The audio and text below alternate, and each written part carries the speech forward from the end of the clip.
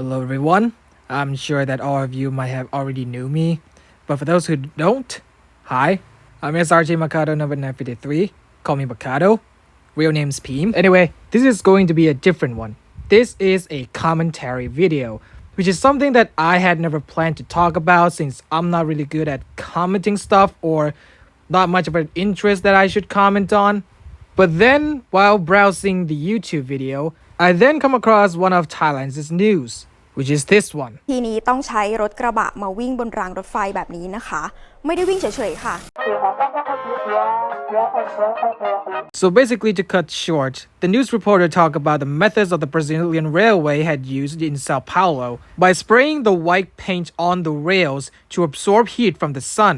And this method made me reminded of one of Thomas and Friends episode 17 of season 20, Buckle Tracks and Bumpy Cars. The episode talks about the railway during the summer times on Sodor. Excessive heat could cause the tracks to bend and buckles, causing problems for the engines. And there's also the side plot where Satabam has to deal with safari hats or some I don't know. It's actually a funny episode. But at the end of the episode, Thomas suggested Satabam hats that Dowager's hat said that white can absorb heat. And so Satabam had told the workmen to paint the rails white. At first, I just thought that it was kind of silly since painting the white paints on the rails could make the engines lose friction. But it's a clever idea though, I'll give them that.